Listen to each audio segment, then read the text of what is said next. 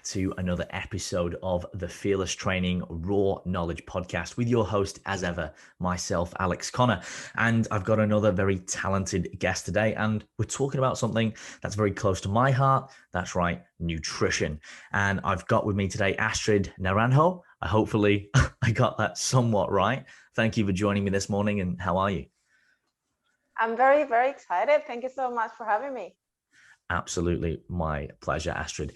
And as always, let's start at the beginning and tell the audience what you do, who you are, and most importantly, why you do it. Okay, so I am accredited practicing dietitian. I've been a dietitian for about 10 years now. And well, my story is a little bit long, so I will try to keep it short. So basically, that's right, we're on podcast. It's long form content. Go for it.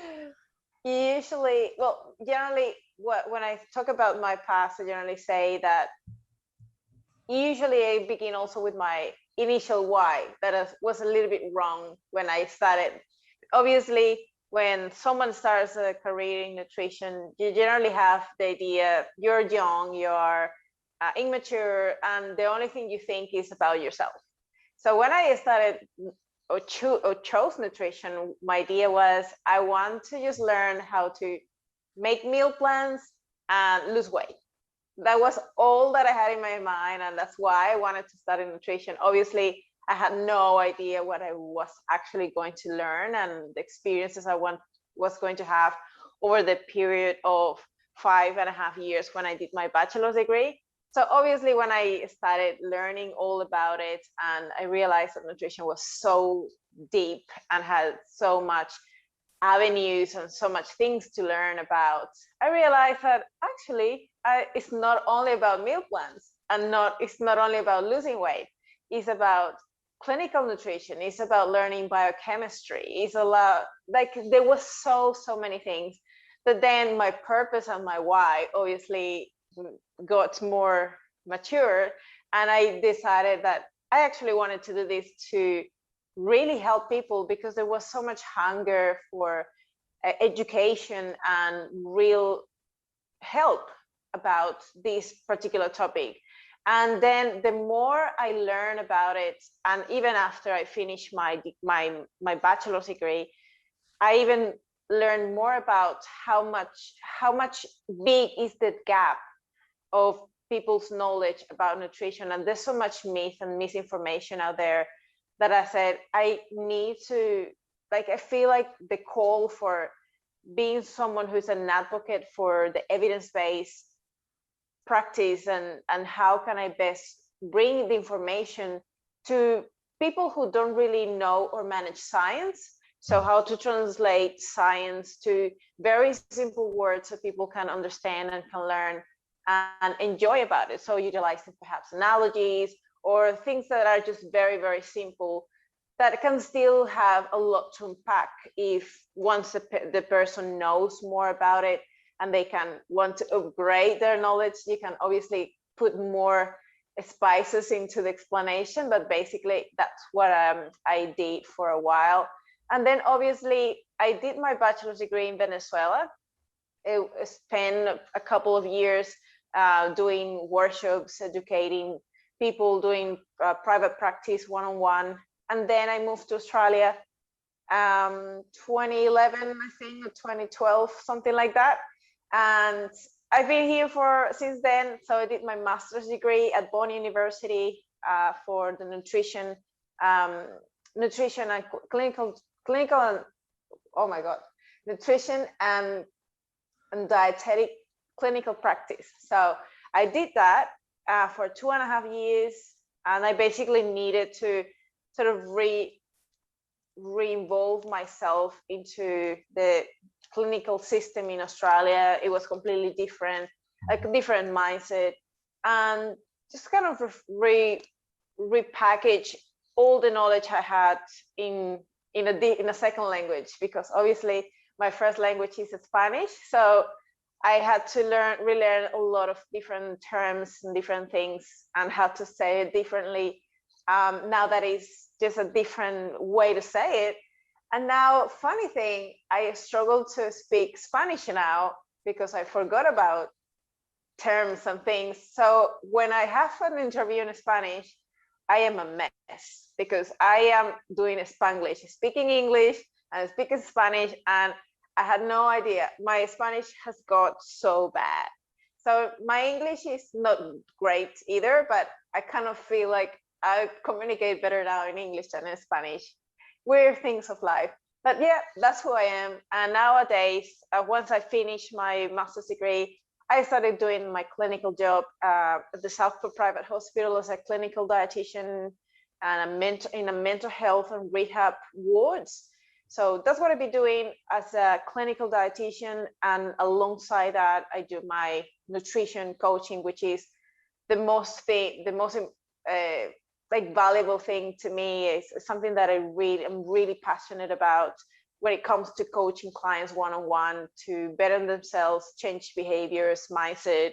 I sometimes feel like I behave more like a kind of nutrition psychologist mindset than actual dietitian, because generally, to be honest, the times I've done meal plans is less often that I actually sit down to coach clients to change the mindset. So it is so interesting, and that's what I love about it.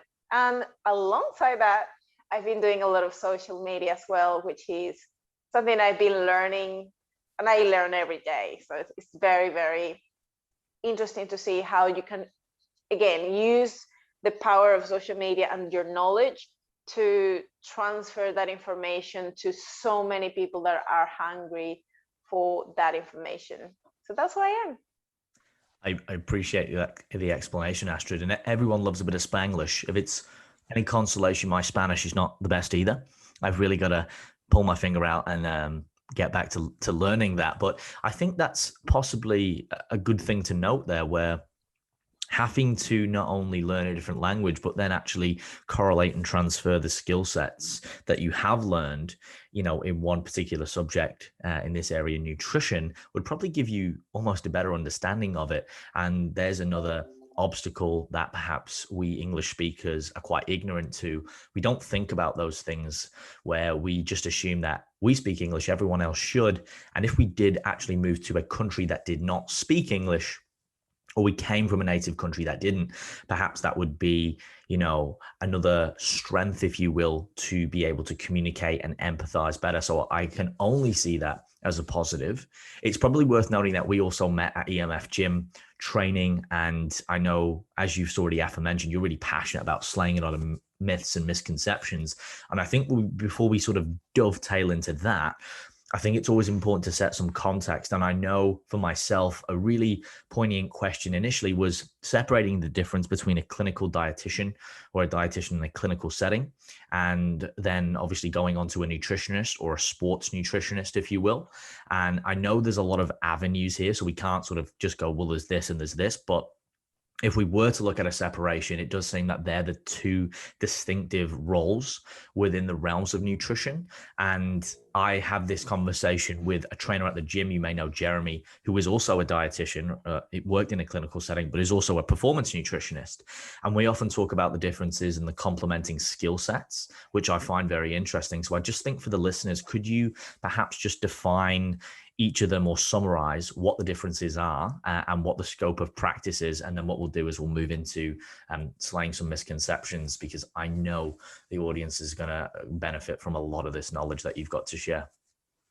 Sure. So clinical dietitian is obviously a career that involves a bachelor's degree, like a university course that generally, depending on where you live, sometimes might take 4 years, others might take 5 years. Mine took 5.5, but it's just with 10 semesters. It goes like, obviously, you get about 6.5 months by one subject. So it takes a lot of time, it takes a lot of practice. In addition to that, to be a registered dietitian, you have to apply, present either a exam to the board of the Dietetic Association in your country, that allows you to give you that sort of registration number as accredited dietitian, whereas obviously that might just take quite a long time to present that exam and have the accreditation.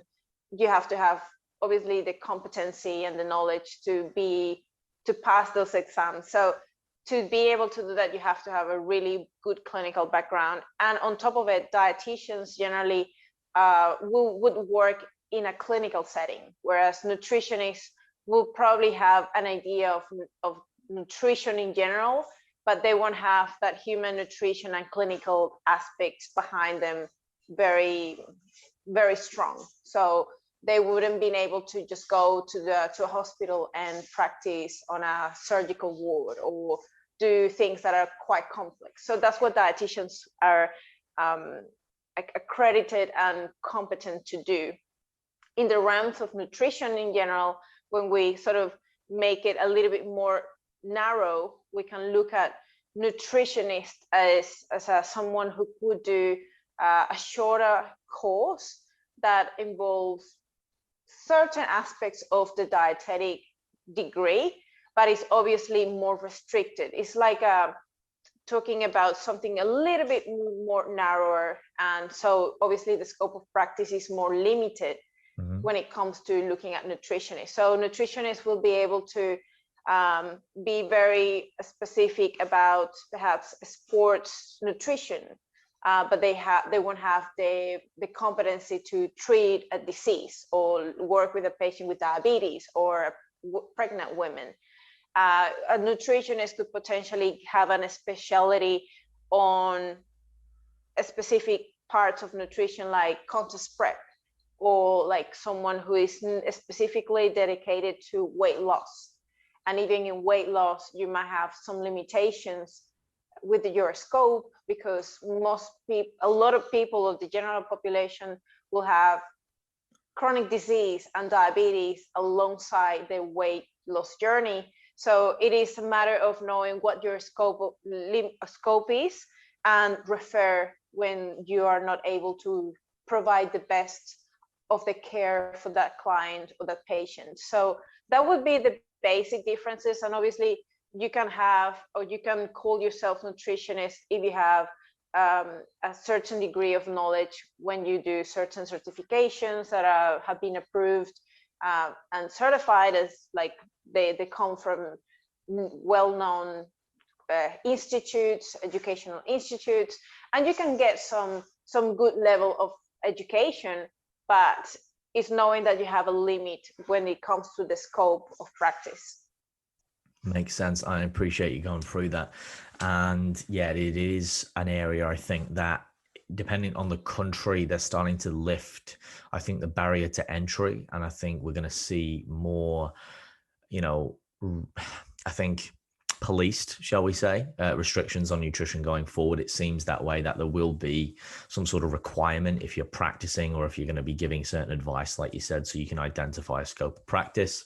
I know that's something I'm doing at the moment with Sports Nutrition Australia, and then looking at moving on to the IOPN for people in this part of the world. Let's move on to, perhaps before we delve into some more specific avenues, the biggest misconceptions that you come across within the realms of nutrition with the clients that you work with. And perhaps let's pick the top 3 and start with that, and maybe extrapolate and use any real life examples with clients of what those conversations look like, what the actual misconception is, and how you go about navigating that to the client. Well, if you ask me about fear misconceptions, there's so many.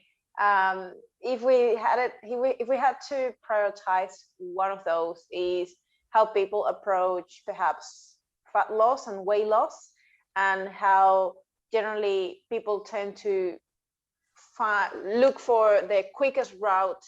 How can I possibly lose weight as fast as possible? And generally that's one of the issues with general population. And the obesity epidemic in the world is basically the not knowing that the problem doesn't seem to be a weight loss problem, but a regain problem. So what we see is people can lose weight easily, but the problem is that once they lose weight, they don't know how to keep it off. So they regain the weight back. And just because it happens because they don't have the strategies and the knowledge, or they don't even look at how can I possibly use whatever I'm using to lose weight in a sustainable manner so I can learn habits and behaviors that are going to allow me to keep it off for the rest of my life. So generally what we see is people lose weight, they achieve the goal, but because the methods they use were unsustainable, were inappropriate to get to that weight goal, they generally lose it and then regain it back.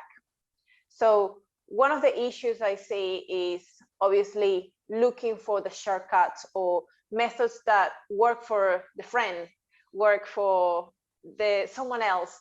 And because it is trendy, sometimes it is a fad diet, or it is something that seems to be very new and interesting, and it has flashlights everywhere. Like, oh, it seems like it is the right method for me to lose weight. And people are always trying to search for what's the best diet, what is the best way to lose weight. And generally, the answer seems to be very, very simple, but not very attractive. And is the method that is going to be the best is the one that is going to work for you. And it's not the keto diet, it's not the intermittent fasting, it's not about the paleo diet. It's what works for you. What can you stick to for the long term? If you see yourself doing a diet that you can stick for the rest of your life, that's the diet you should be aiming for, and just create behaviors around it and try to utilize strategies around that method that is going to allow you to stick to it. Because the problem seems to be that consistency and the adherence to a certain method is what is going to determine how successful you are at the end of the day. Because you can create a calorie deficit, but if you create a calorie deficit Monday to Friday, and because Saturday and Sunday is a day off, or like the free-for-all, or you just say, you know what, I'm sick of doing this restriction because it's so restrictive, on Saturday and Sunday you do everything the opposite to what you did on the weekdays, and then you ruin your calorie deficit and pretty much you go back to maintenance. And some people blame, oh, I'm in a calorie deficit but I don't lose weight. No, you're not really in a calorie deficit if you look at the total average of your calories throughout the week, including weekends. People don't think weekends count. So yes, weekends count. So that's one of the things. Generally, we could speak about other examples that generally could be, well, I'm doing a calorie deficit, but I'm not losing weight. And perhaps they think about, well, they just went to a calorie calculator and they got a specific calorie target. But calorie calculators can be very off and can be potentially inaccurate for that type of person. Some people can nail it at first when they use a calorie calculator, and it's pretty accurate for some people. But for general population and most variabilities of individuals, we'll say that calorie calculators are just a starting point. And what you need to do when you have an idea of what your estimated total calorie intake should be is try to apply that for 14 days and track it diligently and see what happens with your weight. If your weight goes up, obviously you need to lower the calories because that calculation wasn't accurate for you. And if you lose weight, perhaps you're in a good place, but perhaps you have to look at the rate of weight loss. If you're losing over 1% of your total weight per week, perhaps it's a bit too aggressive and you should cut down a bit and slow it down to 0.5, 0.8 grams per kilogram, grams per week instead.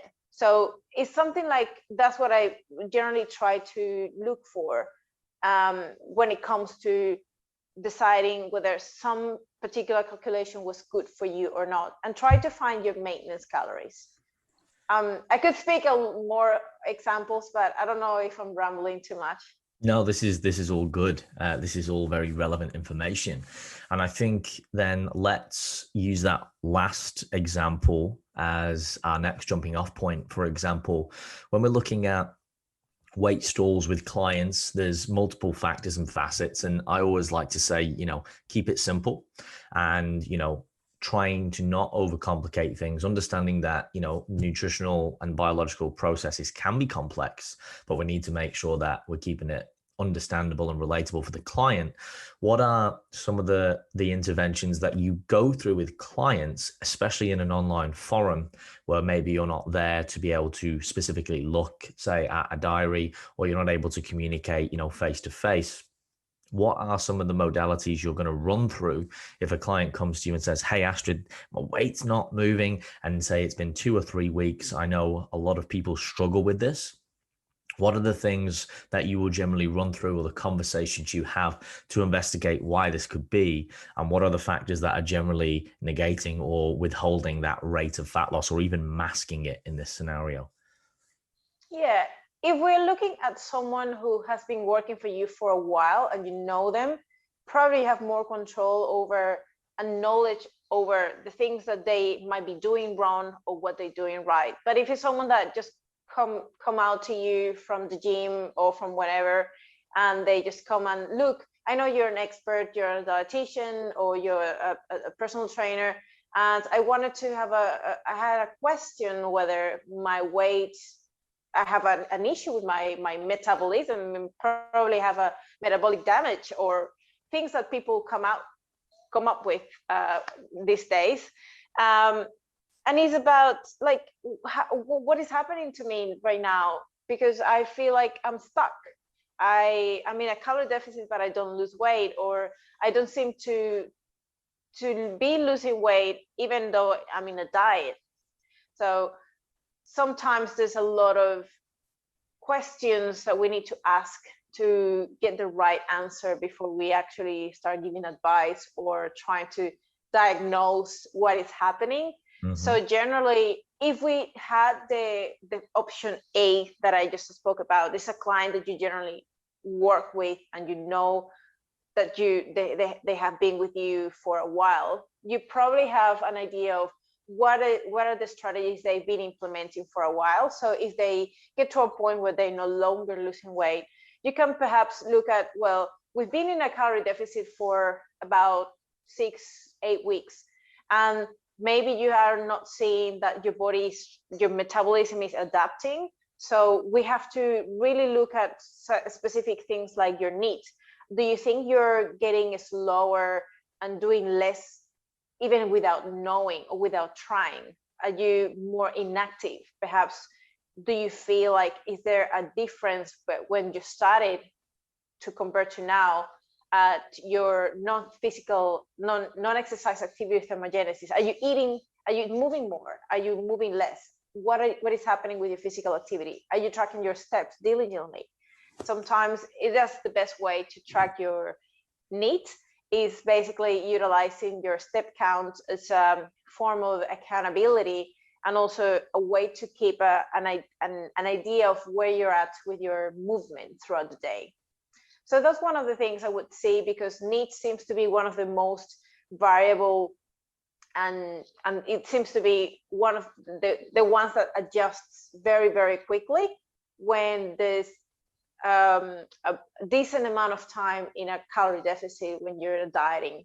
So that would be the first thing I would see. And obviously looking at accurately tracking and logging, sometimes that seems to become a problem, especially if you've been dieting for a while and you kind of become complacent, or just like, oh, I just eyeballing things rather than weighing it, just because you've been you get used to the portion sizes, you get used to certain things, you start eyeballing it, or become a little bit more complacent in certain things. So sometimes it's just to recalibrate your eyeballing and recalibrate your knowledge, and just get back to weighing things and tracking things a little bit more accurately. That could be a way to show whether potentially you're not necessarily at a calorie deficit right now. Now, there's a big difference when we talk about weight gain, weight loss, and fat loss. And sometimes you could be losing fat, but the scale doesn't move. And it doesn't mean like you're not having progress or you're not losing fat. Is that there are a lot of different factors that affect weight on a daily basis. And the weight fluctuation seems to be something very, very common, but at the same time, people freak out when they step on the scale, especially if someone who weighs once a week or twice a week, and they are not used to weigh regularly and have the sense of how weight fluctuates, can be very, very scary for a lot of people. So it is very important I bring this up because generally, and mostly women, I wouldn't say men, but women seem to have even like larger fluctuations because of the menstrual cycle, because of hormones, because generally some women tend to be more emotional, and that could bring more stress, and the stress can increase water retention. And these kind of things always affect how the body weight, the total body weight fluctuates. Even in a day, you can weigh in the morning and then weigh in the afternoon and at night, and your weight can fluctuate by up to 2 kilos in one day. So it is so important to be aware of this, just because it is going to be very natural, and understanding and being aware of all the factors that affect weight make a huge difference in how you approach your relationship with the scale. People, oh no, I can't weigh myself, throw the scale out of the window. No, you have to utilize the scale as data and try to implement common sense. Well, if my weight is up today, what happened? Did I just ate yesterday night very late and perhaps I still have food in my stomach? Or maybe I just had a meal that was really, really high in carbohydrates and salt. So I'm today higher in weight because I have more glycogen stored in my muscles, and per 1 gram of muscle just pulls 2 to 3 grams of water with it. So you're going to gain weight if you eat carbohydrates, but because you gain more water inside your muscles as glycogen. So it's not to be scared, but it's a good sign that you have all these your body is so wise that it utilizes different ways to manage the energy and the requirements and how to balance all that out. So there's also, perhaps you haven't pooped, and thus you have residue in your intestines, and that is going to weigh. Have you emptied your bladder to begin with, or did you drink water, or so many things. Is it your menstrual cycle? In your menstrual cycle, generally the first week of your menstrual cycle and the last week of the menstrual cycle, this week of PMS and week 1 of menstruation, tend to be very, very common to see a spike in weight because of water retention.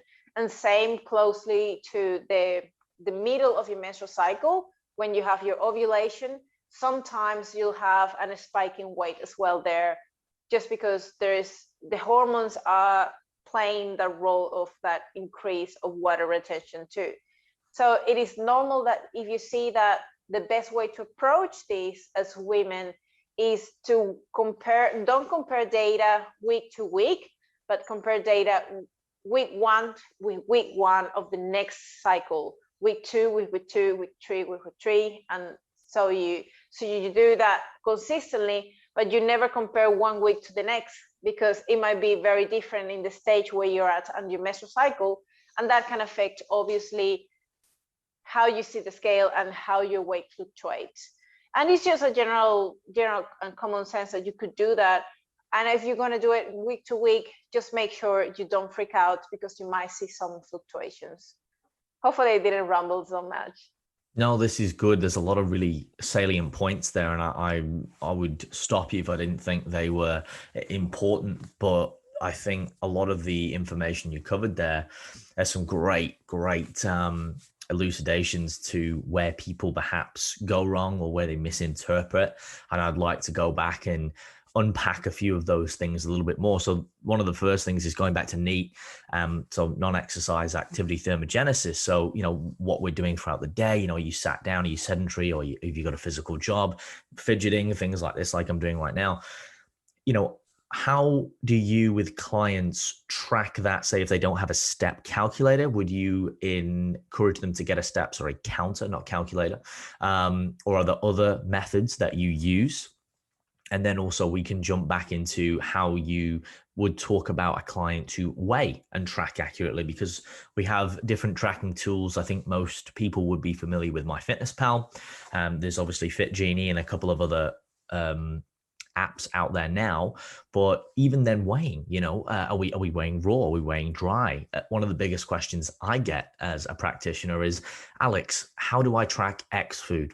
Or how do I track X food when I'm out? And obviously there's different avenues and there's so many, I know, ways we can take this, but whatever you feel is valuable for the listeners, let's first tackle those two. Let's talk about NEAT, how we can track that, or how we recommend tracking that, and if we do advise to get a step counter, because I know sometimes with these interventions they can play for and against depending on the behavior of the client. If you for example, when I was in comp prep and I got a step counter and I started tracking my steps, and I noticed after I'd finished and I was on my reverse diet, my recovery diet, I was still tracking steps for the longest time. And I was like, you don't need to do this anymore. Like, you're really active. Like, this is not so important. But it was weird because I'd been doing it for so long. I hung on to that metric, and there was that habit that was still there. So I'd love to explore that. And then obviously some conversations around accurately tracking, whether that's in the kitchen with food scales, or even other metrics where we go, okay, are we looking at, for someone whose nutritional literacy is low and say they can't get a food scale, or perhaps that's going to cross over with an eating disorder, are we using now basic measurements like palmfuls, handfuls, thumbs, in terms of correlating that to serving sizes? So let's perhaps delve into those avenues, because I know these are the gray areas which don't get enough attention. And it's all well and good telling people to track this and track that, but what I've realized early on is, people don't know how to get started, or they don't know how to do it. And that actually is the deterrent. When you tell someone to track their food, I find you can just see people. A lot of people are like, I don't want to weigh. Like, I'll put that in the too hard basket. But when you do start to do it, it actually gives you the freedom and the flexibility to create better relationships with food. So there is a bit of a contradicting, mechanism going on here. So I'll hand it over to you. Yeah, well, so many questions. Okay, so the first one about needs. I think it just depends on your goal, though, because as you said, you might be, if you have a very specific goal where you need to lose weight by a certain time, a specific deadline, you probably need to be as accountable as possible and have all the tools in your hand to do as better as you can. So you need to track, you need to be very accurate, you need to count your steps, you need to track your physical activity and your training sessions. You have to try to do as much as you can to get it right, especially if you have a deadline that you have only 12, 16, 24 weeks and you have only the time to get as lean as possible. That is a different story as if you have a client that just is starting out, has a lot of weight to lose, and you don't have a specific deadline and you have more time to work with the client and explore what works for them. Generally, you would recommend that you utilize just as a minimum a pedometer or your phone, or utilize a watch, just to know what your baseline is. Mm-hmm. And you don't necessarily need to go very complicated about, well, you have to do 10,000 steps because that's the rule. You have to explore what the baseline of the client is and start from there. If you have, obviously, your baseline is 2,000 steps, you can't tell the client to go and start doing tomorrow 10,000 steps. It's not going to be realistic, nor sustainable for the clients, just because you don't know what their lifestyle is or what they generally do on a daily basis. So perhaps for a client whose baseline is 2,000, perhaps the best way to start getting them started is, well, let's aim this week for 4,000, or at least like let's give it a range. Let's do between 4 and 5,000 and see how you go with that number, and see if you possibly can get your steps up by utilizing certain strategies. Maybe if you're sitting down too much on your desk, try to stand up every 10 minutes and go for a walk around the office, or maybe just go down and go for a walk, take your dog out, or force yourself to do certain smaller changes in your routine. Like if you generally park very close to the entry of the supermarket, perhaps just go a little bit further so you get to walk more. So these kind of little changes that you can utilize to increase your needs, ways and strategic ways to just get the clients more active. Now, you said that, well, once you're in a recovery diet or reverse diet, perhaps the goal is different. So you might not need to be as strict or have like these parameters, like I have to do 10,000 steps or things like that. But you can be more flexible, but you don't want to leave that habit completely go, because it's one of those habits that really keeps you accountable for the long term, especially for weight maintenance. Once you have achieved your weight and you're not looking to gain weight or lose weight, but just to stay where you're at, utilizing step counts is very useful, just as a matter of keeping yourself accountable with some metrics that will allow you to know, am I active throughout the day? And if you start becoming sedentary, sometimes without realizing, that could affect our weight fluctuations, and it could lead to a reduction on energy expenditure. And therefore, if you're eating the same as usual, but your energy expenditure goes down, you might be likely to gain weight without necessarily changing anything else. So that's a way to sort of keeping everything consistent across a period of time that allows you to look at what is contributing to your energy expenditure and being able to maintain your weight. If there's something that is changing because of circumstances of life, you got busier, you just can't do as much steps as before, then you know that there's something that is going to affect your energy expenditure. If you still want to continue maintaining the way you are now, you have to make up for it somehow, either by increasing your energy expenditure in a training session or something that is more specific, that is more like a time frame rather than across the day, or you have to change your calorie intake to adjust for the changes that are happening across your energy expenditure. I think that's the best way to explain it, but you definitely need is a very important component that allows you to notice, and it is about 50 to 70% of variability that it can be very, very high in certain individuals, depending on your work situation or just your general lifestyle, or it can be very, very sedentary, someone who works in a desk job, or they can't just be walking around all the time. So depending on that, need is going to change a lot, and then you can adjust with the physical activity on top of it, which is another factor that contributes to the energy expenditure. But the difference between NEAT and physical activity is that the physical activity is planned and is something that you generally are intentional about it. You're going to do it in a time frame, and you have a structured plans for it. Whereas NEAT is more like movement and just non-intentional activity that you generally do because you exist and you have to move around.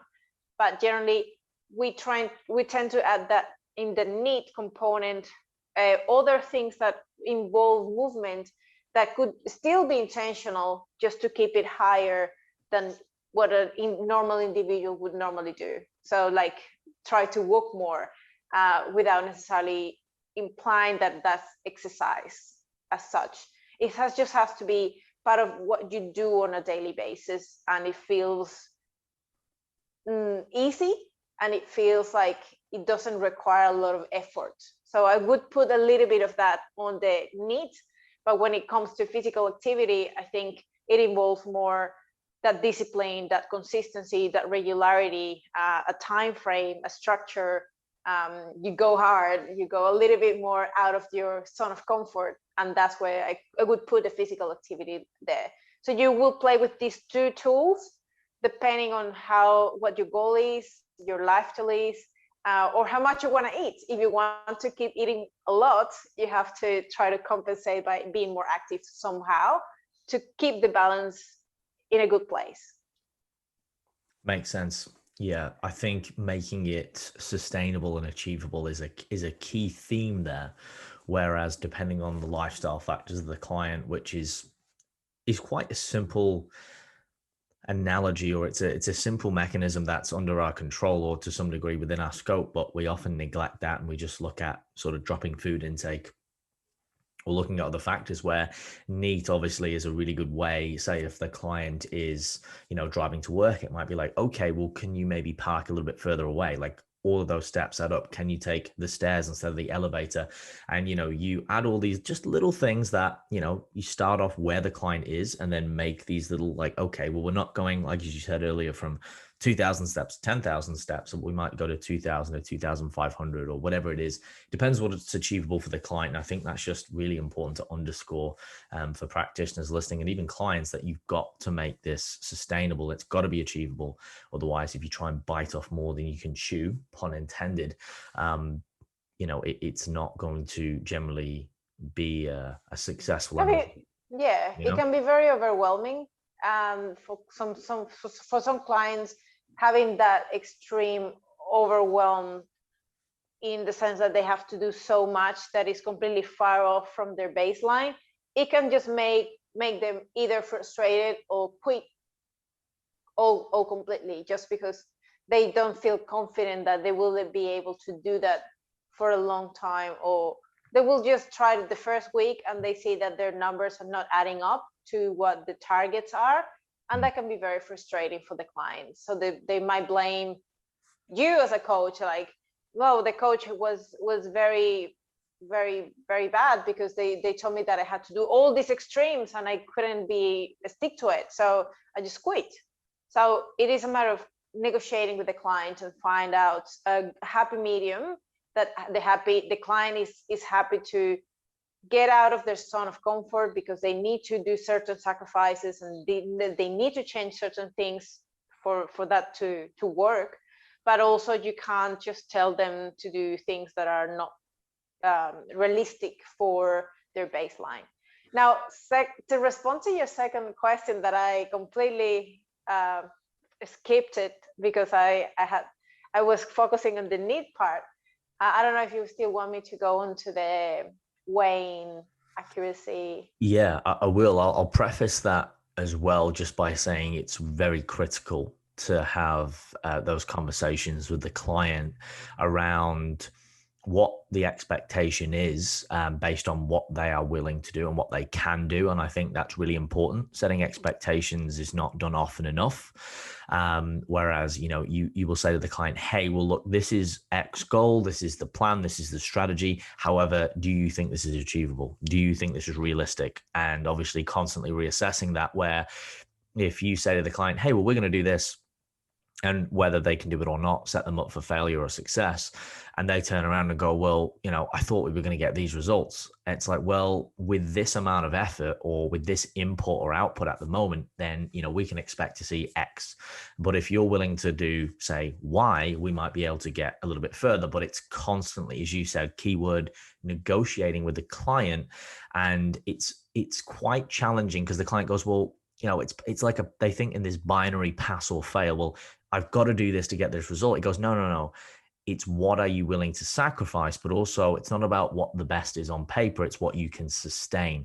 And I think clients can often struggle with that thought process of going, well, I must sacrifice more. And if I don't, I'm bad, or I'm going to feel disheartened, where it's like, well, as you said at the very beginning, it's about sustainability and about creating a lifestyle where, I'll use the old adage of the tortoise and the hare, where, the tortoise won because it was more consistent and didn't give up, and the hare sort of burnt out very quickly and went at a rapid pace.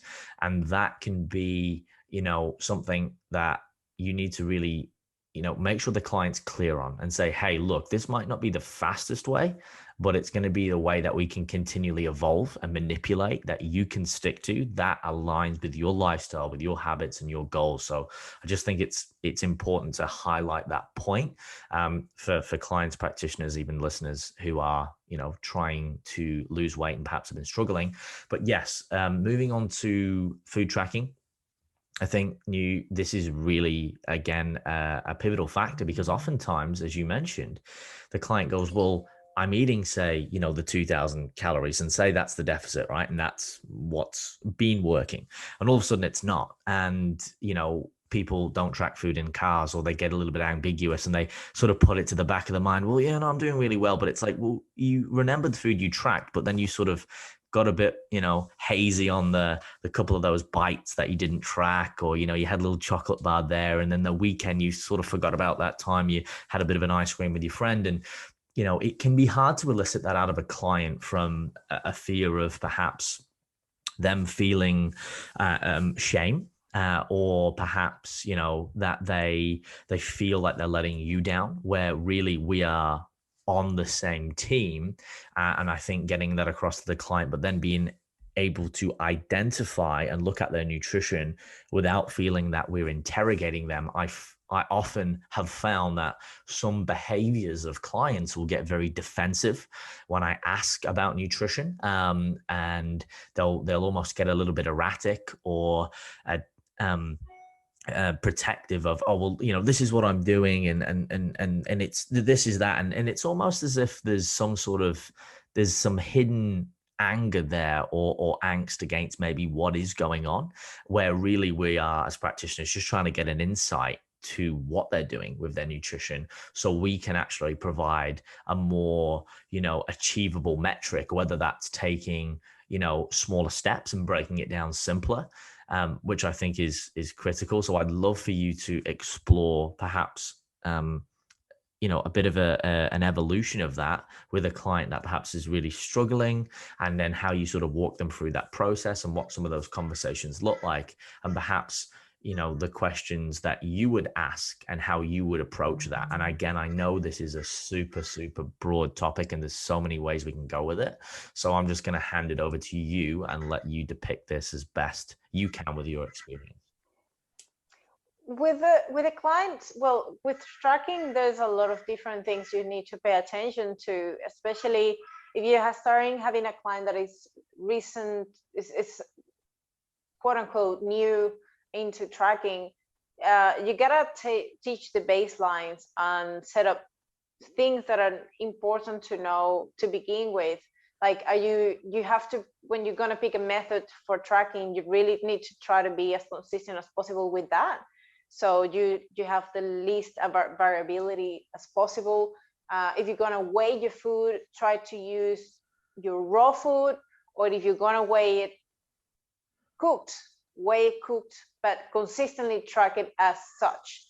You don't want to weigh one thing raw and then you weigh another thing cooked, and then you have like all this combination of things that just make things a little bit more tricky to know what is right, what is not right, especially when you log in the food.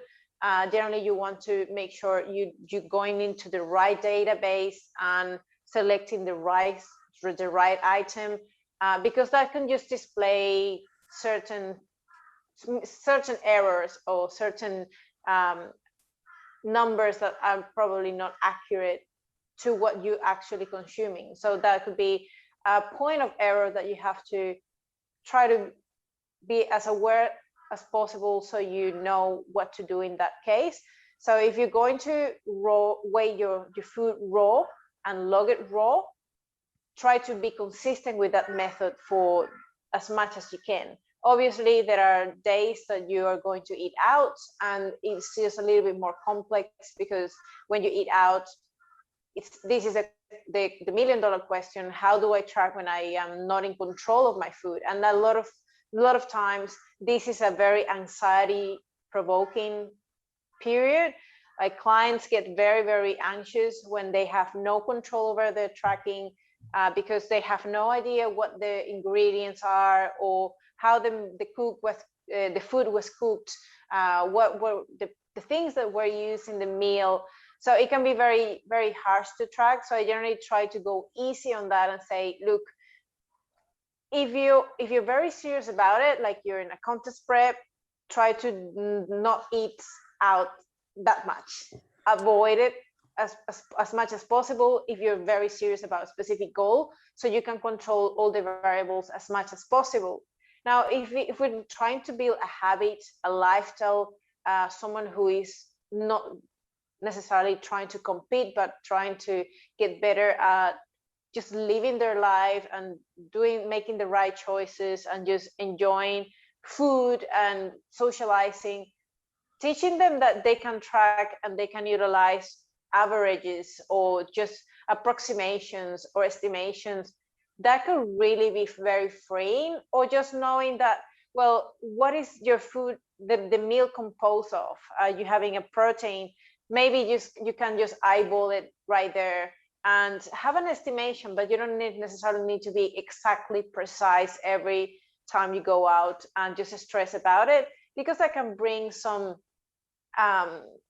just issues with your relationship with food, or just be very stressed about it, think a lot about, oh, I'm anxious because I can't control what I'm going to eat. And it is just a very complex topic to talk about, because it can be very difficult when you have no control over anything when you go out, unless you go and buy a pre-packaged food that you can read the labels and you know exactly what you're getting. But if that's not the case, you can't just go in a restaurant and ask for the labels of the food that were cooked, or like, do you know how many calories? You go to the chef, can you tell me exactly what ingredients you use for the recipe? They're going to tell you to fuck off. Like, how am I going to tell you my recipe? Because it's just complicated and it can be very challenging. But the idea of socializing and going out is also not about eating. Like, if you're going with people, with friends, you want to go with the intention of making it about the people and not about the food, and try to manage and control the other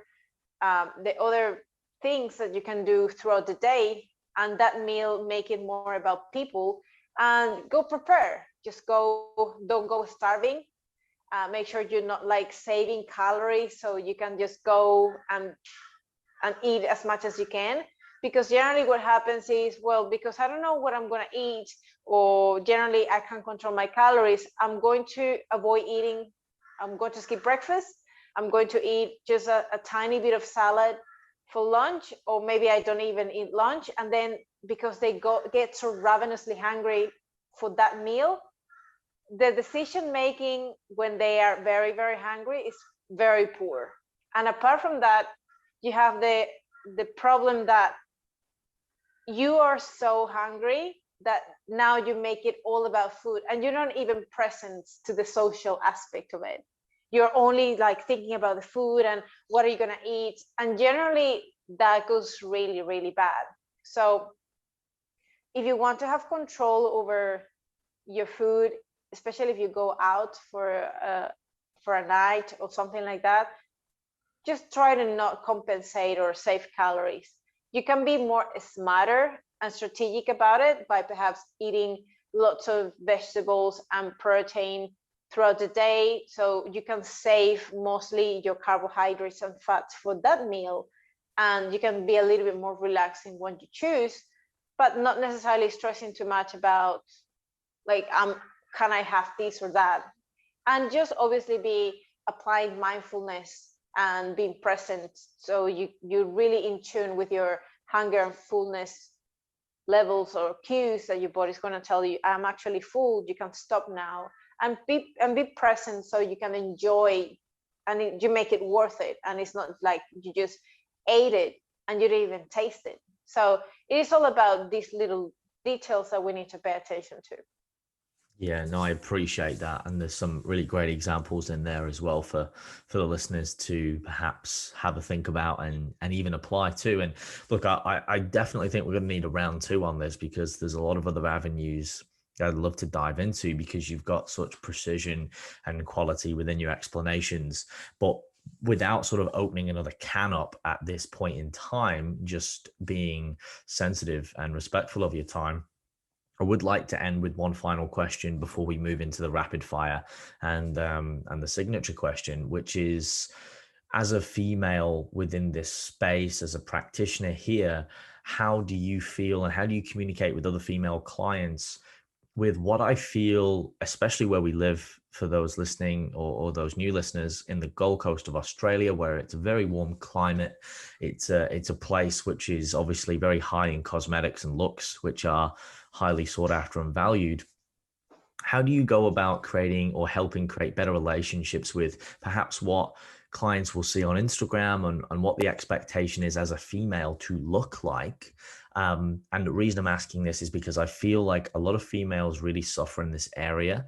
Most women, I find, are just constantly restricting their food. You mentioned just before about that food focus, and it's almost as if they're stuck in this, what we would refer to as a comp prep modality or mentality, where everything is about food, and they don't ever really get away from this. You know, they suffer with the menstrual cycle disappears. Some women have not had it for years.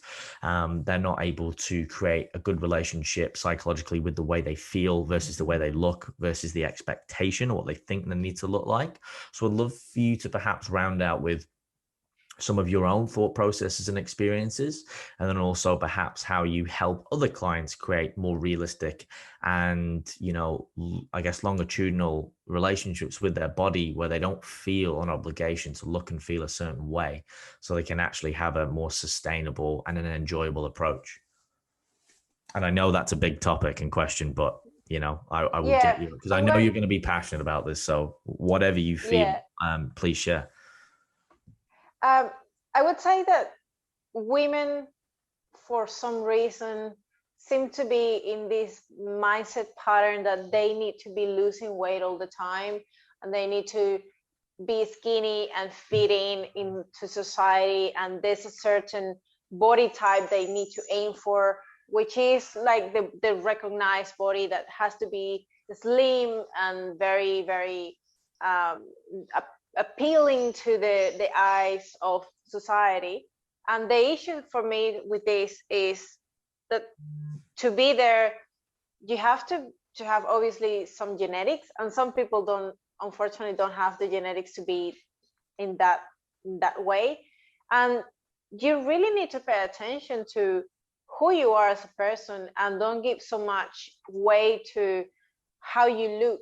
Obviously how you look is important, but we live in this world of comparing ourselves to others, and that really ruins our relationship with ourselves, because we're never going to be like someone else.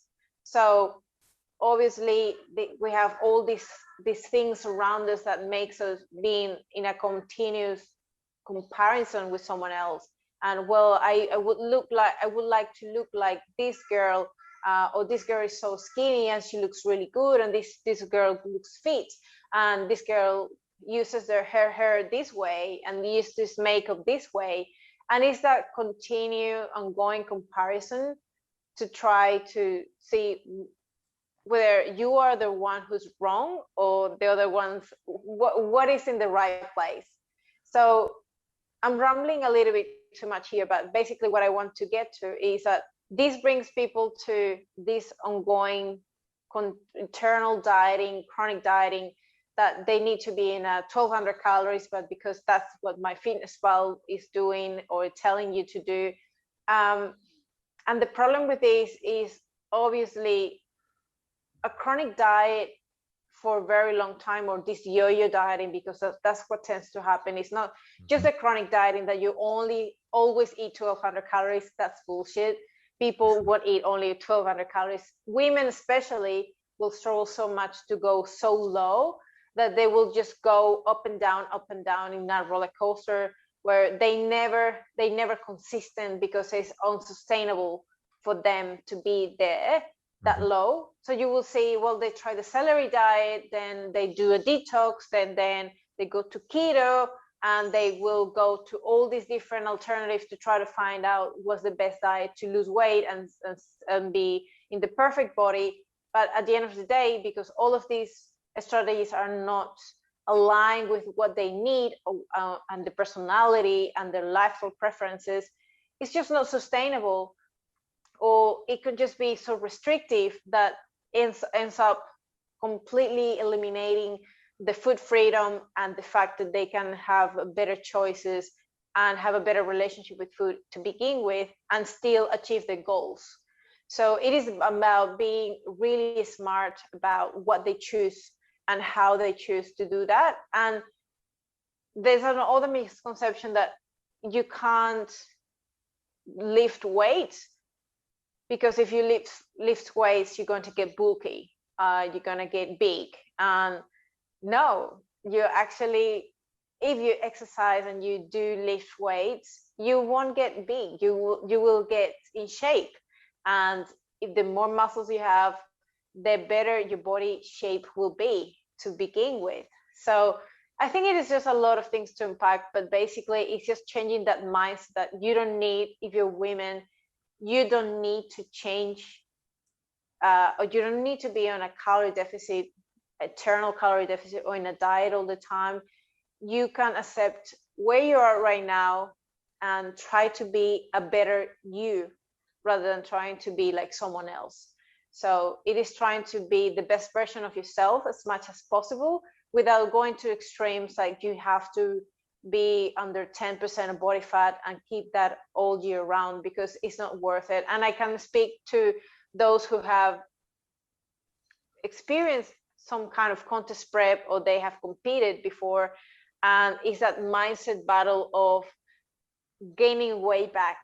And that's so difficult, doing a reverse dieting and just getting back to a healthier weight that is obviously higher in body fat, but it's a more biological, acceptable way to live your life and more sustainable than a female at 10 or less % of body fat, which is pretty unsustainable.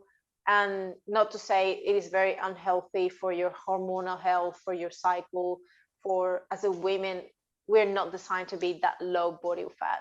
So hopefully I gave you some insights into it. And if we need to talk more about it, just ask.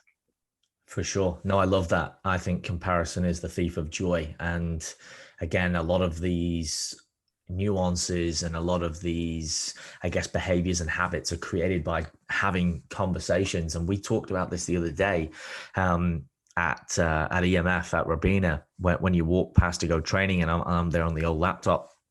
We talked about, for example, how it's just, there's not anything magic. You know, you talked about when we first started this podcast, you know, people are always looking for the quickest way to do X or lose weight or this, you know, and you mentioned there a couple of different diet fads. And I think this, you know, comes down to this underlying theme of people aren't able to critically think. And as coaches and practitioners, oftentimes it's not our job to give someone the fish, it's to teach them how to fish, to use a metaphor. Because if we can't give someone the ability to think, to create and break and change habits and behaviors, then ultimately we're always masking a problem that is going to be there. We are creating a band-aid solution for what is going to be something that continues to spiral out of control. And ultimately it will. You and I have both seen it many times in a multitude of people from all different ages, genders, and cultures, where if you are too restrictive, at some point you are going to have to bounce back, because your body is just an amazing piece of machinery and it's very clever, and you just can't control those urges and those feelings and those emotions when it's been pushed past the point of no return. So I think, you know, having an understanding that a lot of the interventions and the strategies we use as practitioners aren't one word answers.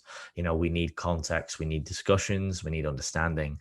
And I think once we understand that there is no magic pills in life, there's no one thing, it's a multitude of things or a compendium of things done over time, which gets a desired result with that keyword consistency. And then obviously, how do we facilitate that? So I think there's been some amazing threads of conversation in here. There's a lot more that I'd love to unpack. So I think we'll definitely have a round two. And I've got a couple of other ideas around Q&As for YouTube and a couple of other things for the listeners and the watchers there, which I think is going to be extremely valuable. But before we wrap up, let's get into some rapid fire questions. They're a bit more fun in nature before the last question. And I think it's appropriate because we are talking nutrition to ask, and this is the first one. So just whatever comes to mind, what is your favorite food or food groups? And perhaps this can be something that's closer to home for you. If you had to choose a favorite meal at the moment, something that you just, wow, that hits the spot. What does that look like for you, Astrid? Oh, that's a very hard question. Definitely, I will go back to my roots, and I will call it arepa. So that's a Venezuelan dish that is basically just a cornmeal bread that you do with cornmeal, and basically, you make a round bread and you cut it in half, and then you fill it up with black beans, cheese, whatever you want to put inside it is very amazing. So that is the closest to my heart. But I definitely, one of the very, very, like my favorite, in addition to that one, would be lasagna. Oh, you're talking my language now. For Oh, those who yes. know, my mum's Italian, so they've got that Latin influence there. You Oh my can't beat a gosh. good lasagna, can you? Especially mom's lasagna. Oh my God. It's so good. It's very decadent and very, very calorie dense. Good way to get the cows in. Oh yes. Hashtag Yeah. gains. My second question would be, if you could choose a superpower, what would it be and why? And you are quite welcome to make one up. There's no rules here. Oh my God. You make so many hard questions. These are A fun questions. superpower. These are not meant to be hard questions. They hard because I never think about it. Because you're very creative and there's a lot going on in there. Oh, Yeah, you can't decide, can you? superpower. Oh, I don't know. A superpower, like a mental power. You can whatever Mental you want. power would be amazing. Like read minds. I like just see your face and being able to extract all your thoughts that are in your head without even saying a word. That would be amazing. Being able to read minds and listen to people without saying words, just by reading mind. Have you seen that movie where like the guy gets an electroshock and then he starts listening to every person how they speak? Just they don't, everything they think, you listen to it and you don't need to even say a word, and you're listening everything that they blessing and a say. curse, I think that would be. Oh, But very I think because that would be very, it would be really cool though. it'd be great as a practitioner with clients because you can just completely empathize with them and you could be on the same page. Correct. You could just be like, I get it. And you would just be able to have a little bit more precision, I think, with your services. So no, I think that's a really cool one.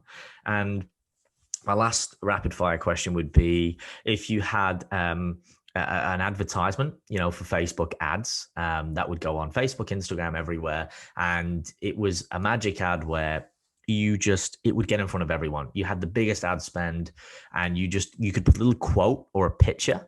What would be the quote or the picture that you'd want everyone to see? Just a small little blurb. Everyone would just log into their devices, bang, it would come up, Facebook, Instagram, you name it, TikTok. I think that's what the kids are doing these days. And everyone would be able to get this message. What would you want people to see? I have two messages. The first one is especially for those who struggle with emotional eating. And that would be, if food is like, if hunger is not the problem, food is not going to be the solution. So that would be one.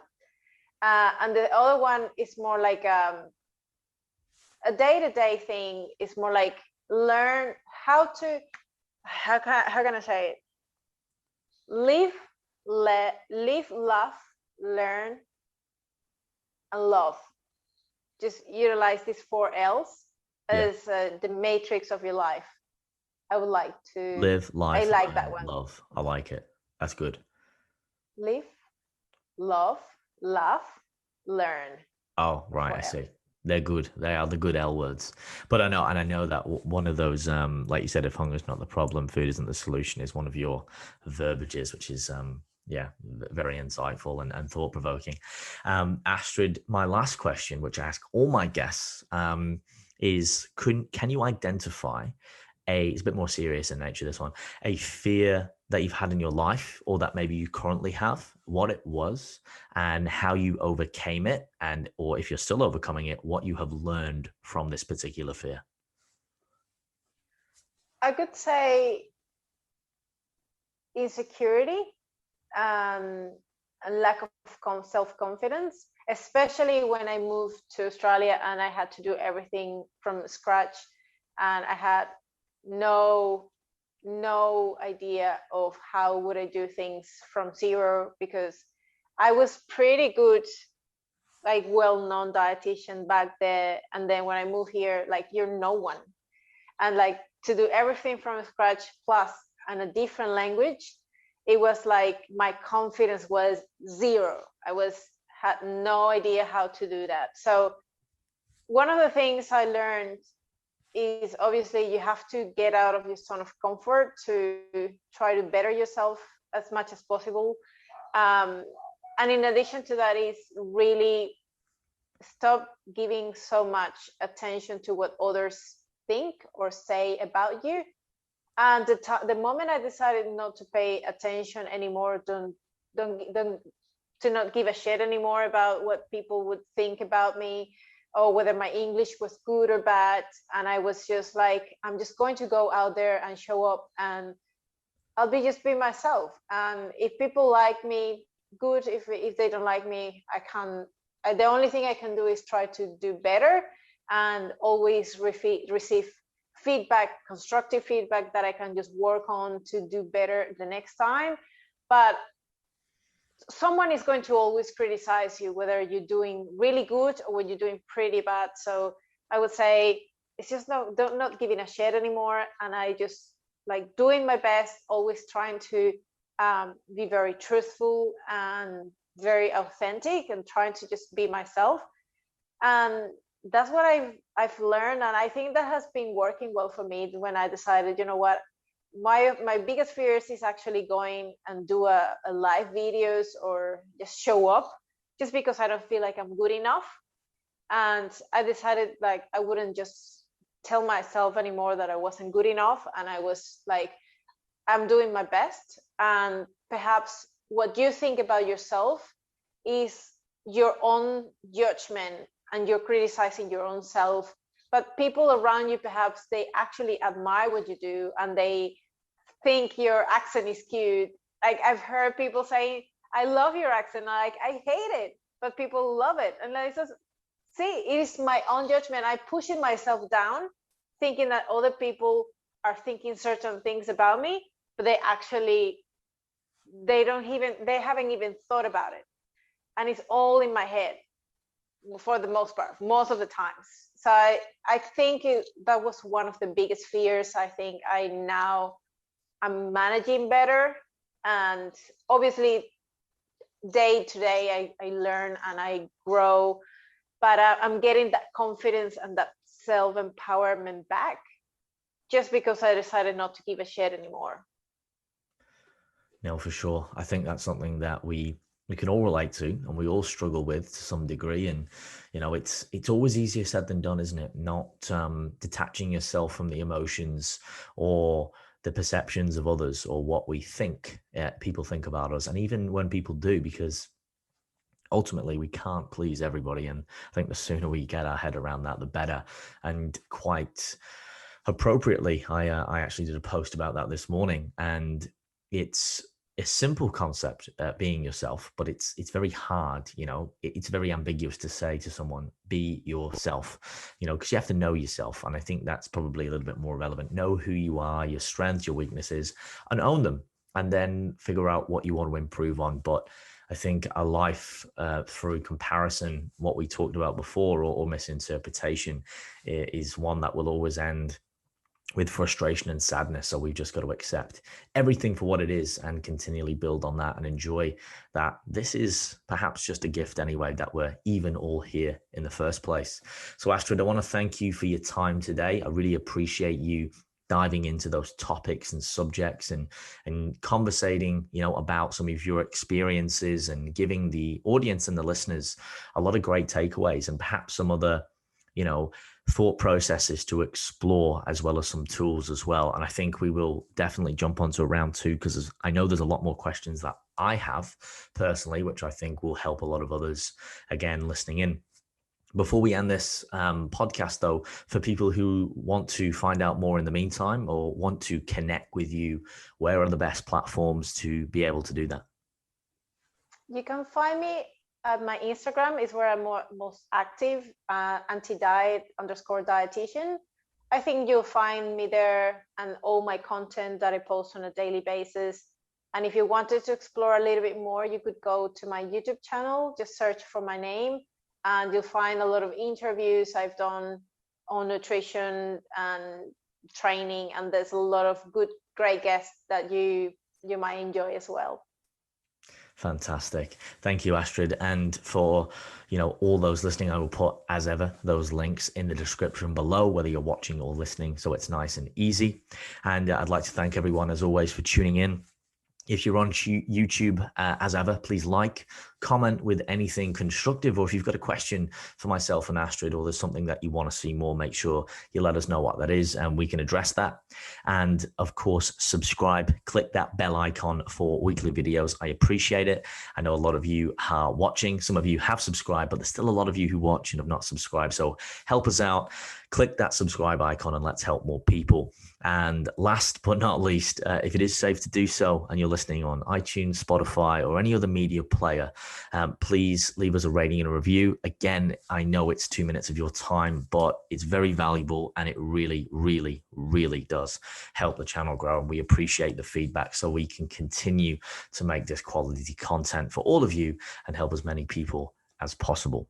All right, guys, as ever, until the next episode, stay fearless.